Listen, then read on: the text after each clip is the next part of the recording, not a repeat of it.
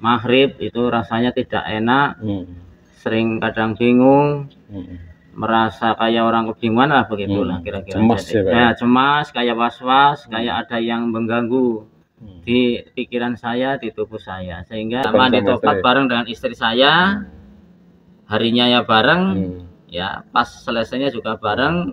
Tidak ada yang sama kiai-kiai di desa saya, ternyata saya disuruh mencari kiai sepuh. Itulah saya bingung, kiai sepuh itu siapa ya? Maksudnya kiai sepuh itu?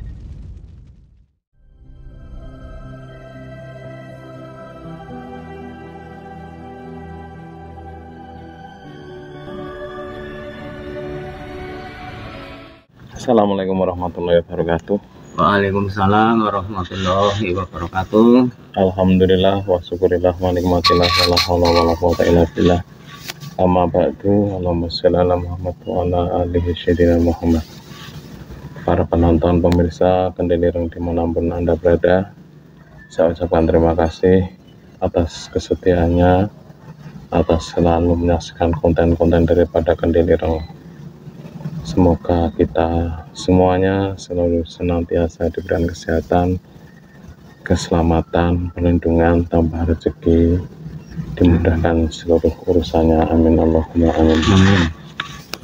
Para penonton pemirsa Kendelireng yang dirahmati Allah, dalam kesempatan sore ini kita akan bincang-bincang bersama Pak Karnadi, ya Pak? Ya, Pak Sukarti. Oh, Pak Sukarti. Ahmad Sukarti dari Kebumen.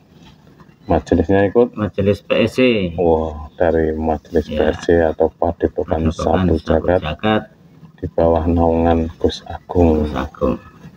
Dan kita akan bincang-bincang santai, bincang-bincang pengalaman perjalanan kehidupan sampai dengan kisah dan beliau. Semoga nanti ngobrol kita, bincang kita membawa manfaat, membawa faedah yang baik.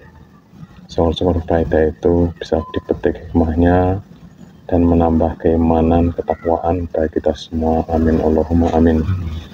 Para penonton pemirsa Kendelireng, langsung aja kita bincang-bincang santai bersama Pak Karnadi. Halo Pak Karnadi. Ya baiklah. Terima kasih. Dulu bisa nyampe sini bagaimana gitu? Ya, ini saya ucapkan salam dulu lah ya. Assalamualaikum warahmatullahi wabarakatuh. Waalaikumsalam warahmatullahi wabarakatuh. Terima kasih pada pemirsa Kendelireng. Saya perkenalkan, nama saya Ahmad Sukarti dari PSC Padepokan Satu Jagat yang ada di Kebumen. Sebelum saya masuk ke PSC, ini remaja saya sangat tertarik, sering menonton konten-konten dari padepokan yang terdahulu.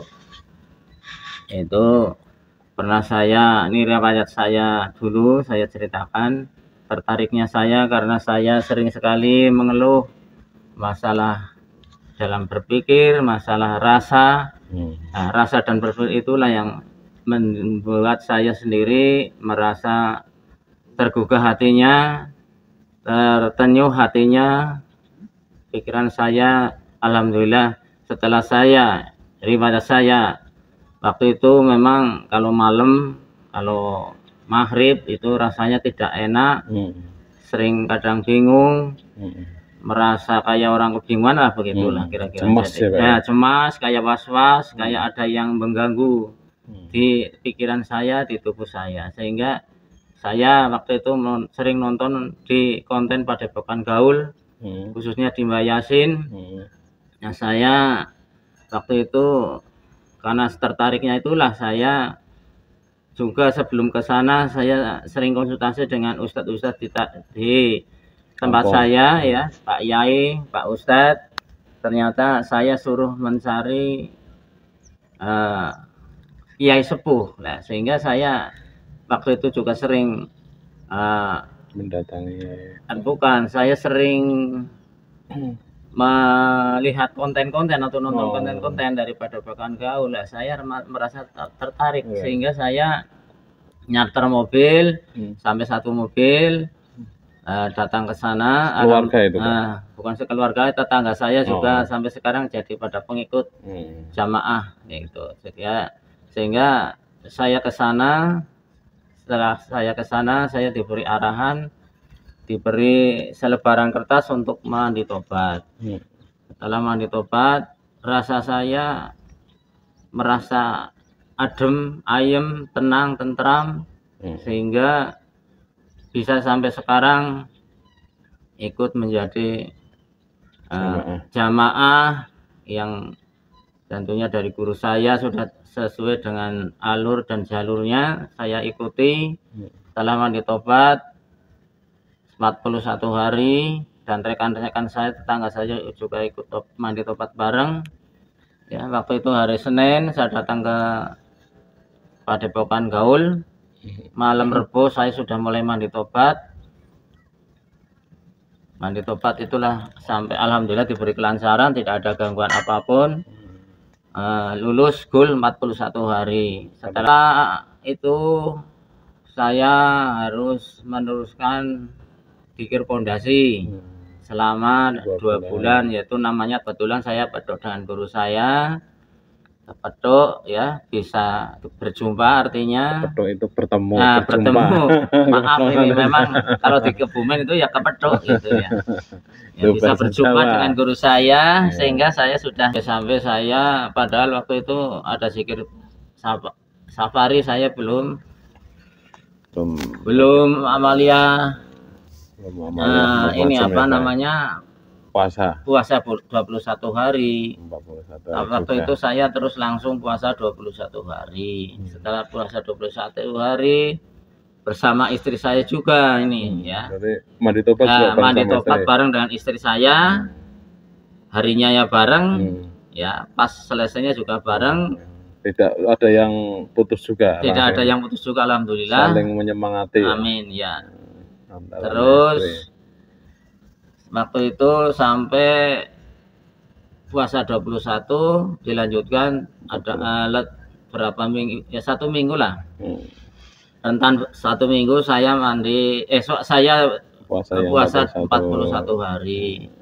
Nah, setelah itu lama memang saya belum bisa meneruskan amalia karena ya namanya saja amalia itu gampang ya berat ya gampang, karena ya kalau masih banyak pikiran pasti belum bisa melanjutkan. Alhamdulillah setelah itu puasa 41 hari ada rentan 1 tahun memang. Nah, alhamdulillah Lebaran kemarin, Idul Fitri di bulan tahun kemarin, saya sudah mulai meneruskan amalia ke pusat Cirebon. Nah, dulu Mbak, waktu awal tadi cerita kan pencariannya, kok apa yang tertarik dari beberapa konten yang panjenengan tonton kok sampai bisa masuk tertarik gitu mengikuti? Iya. Waktu itu saya belum mengenal, sebelum masuk ke jamaah ini guru saya. Ya namanya manusia itu kan kadang-kadang ada aja lah ya bujukan dari tetangga, saudara. Kalau misalnya sakit, kalau misalnya ada apalah yang itulah, sering kadang-kadang lari ke dukun. Nah, kalau belum waktu itu belum kenal kiai, ya, minta pertolongan pada dukun. Sembuh? Ya, nggak tahu itu nggak sembuh. Sebenarnya nggak sembuh, cuman ya waktu itu aja karena bodoh lah ya, belum tahu sehingga tertarik itu aja. Ya, tapi pernah mendatangi dukun kan berarti? Ya pernah. Terus waktu itu sakit itu Mas? Yang sakit ya, itu sakit, siapa? Ya ada keluhan apa ya, yang namanya manusia itu kadang ada aja lah ya, karena segi dari ekonomi dan bagiannya lah kayak gitu ya. Waktu itu mendatangi dukun dalam proses apa? Mencari apa?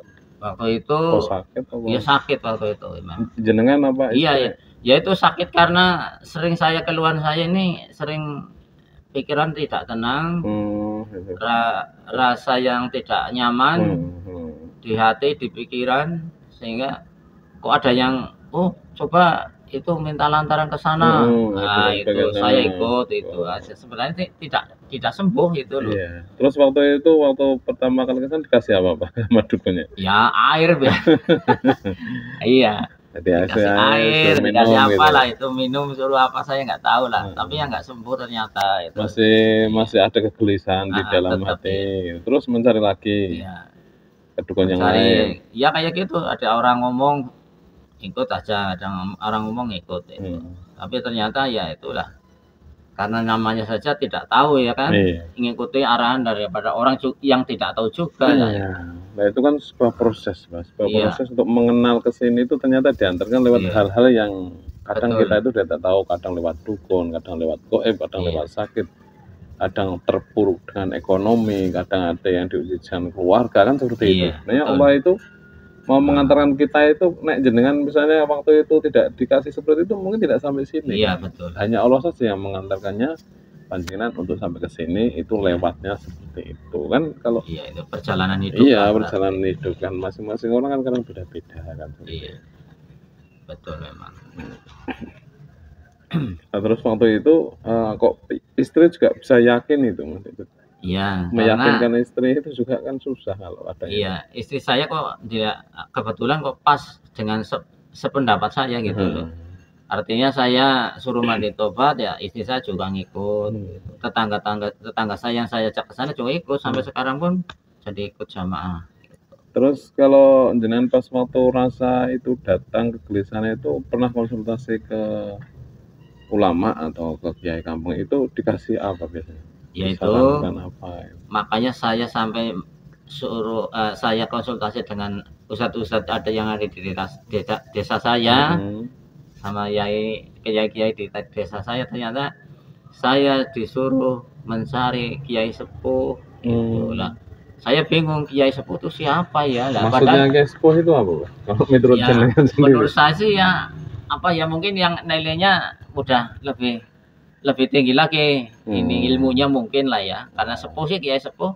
Maksudnya bukan umurnya atau memang umurnya yang untuk sepuh apa? Nah, menurut saya pengalamannya. Oh, pengalaman. Iya, pengalamannya yang sudah sepuh, yang sudah tingkatan, menurut saya tingkatan tinggi lah gitu ilmunya itu.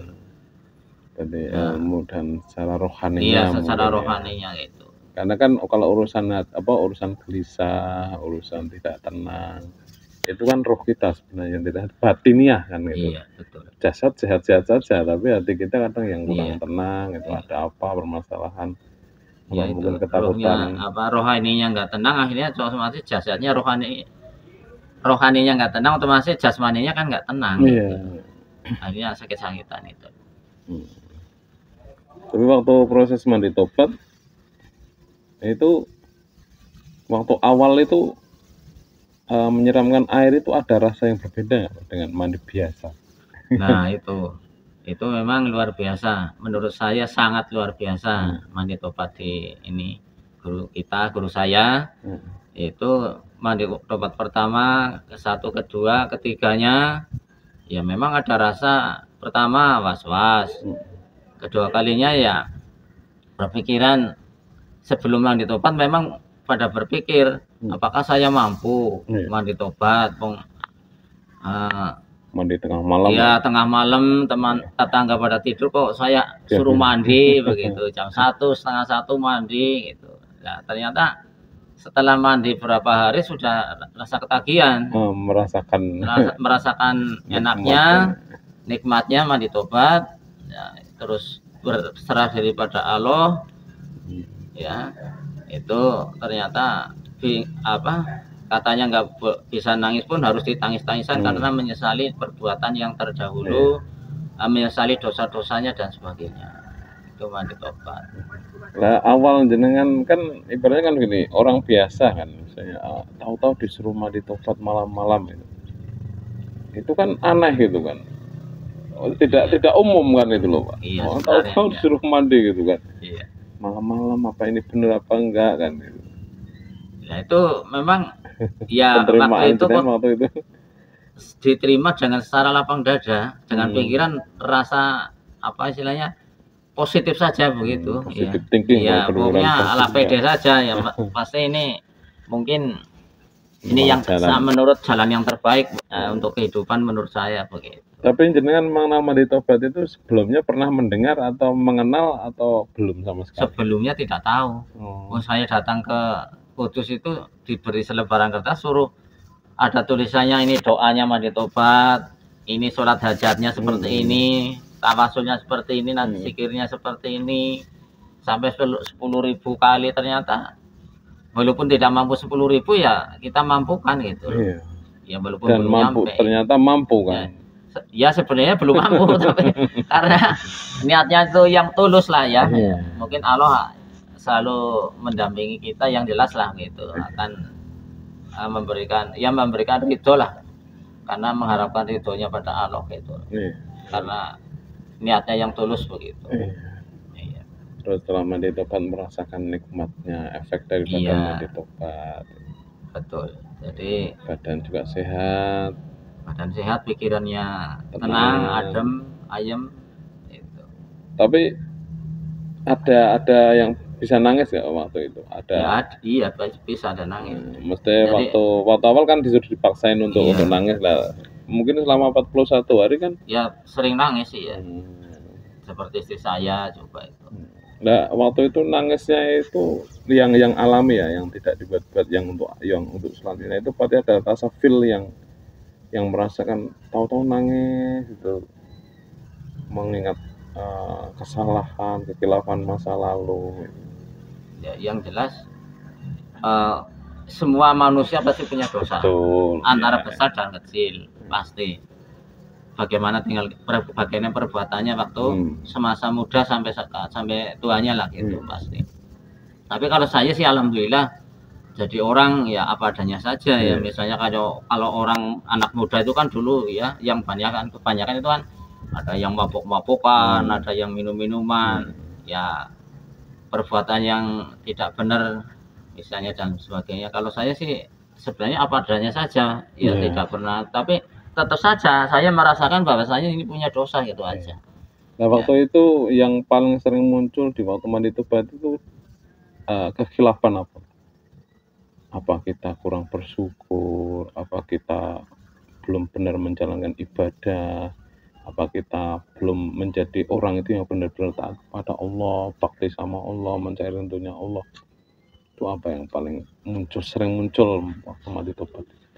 Ya di benak hati saya masih banyak kekurangan di ibadah saya dengan Allah. Ibadah saya dengan Allah itu aja. Iya, karena kekurangan pertama saya adalah orang yang mungkin menurut perasaan saya, memang saya adalah orang bodoh lah begitu ya. Bisa sholat, bisa begini-begini juga karena tidak ngaji, tidak boro-boro di pondok pesantren ya kan itu. Karena niatnya sangat tulus pada pengen tobat pada Allah ya, pokoknya saya sebisa mungkin saya mengundang orang untuk memberi arahan dalam rangka membimbing saya gitu aja. Membimbing dari guru agar rohani kita itu ada yang membimbing. Apalagi kita yang umurnya sudah tidak muda lagi, sebentar lagi akan kembali kepada Allah. Betul. Mempersiapkan diri, bekalnya itu kan penting kan. Ya mungkin itu sementara ya. Waktu ini waktu mandi tobat memang yang namanya mandi tobat ataupun lagi sholat, lagi zikiran ya, itu kalau memang istilahnya ada reaksi-reaksi memang dari luar, memang ada. Apa itu? Gitu. Waktu mandi tobat yang jelas ada suara-suara yang enggak beres lah gitu ya. Waktu zikiran malam juga ada suara-suara yang tidak beres, karena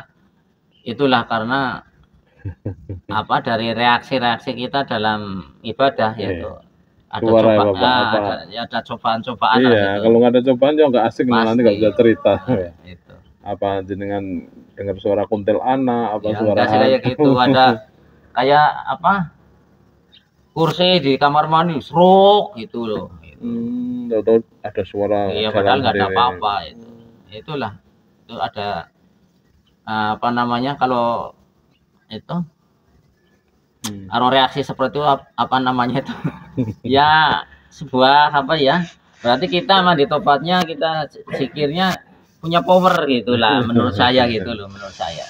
Ada powernya, iya, ya ada sehingga kekuatan ada yang sedikit. gelisah gitu loh. Ya, Otomatis. mungkin keganggu makhluk-makhluk sekitarnya Dimaksud, dengan energinya iya, panjenengan kan seperti iya, itu. Jadi mereka usil kan. Betul. Ya itulah kira-kira sekilas dalam saya perjalanan saya mandi tobat. Nah, sekarang melanjutkan ke perjalanan edan kemarin kan pasti asik nih. Umurnya kan tidak ini kan Mbak, sudah berapa, sampai berapa? 62 umur saya.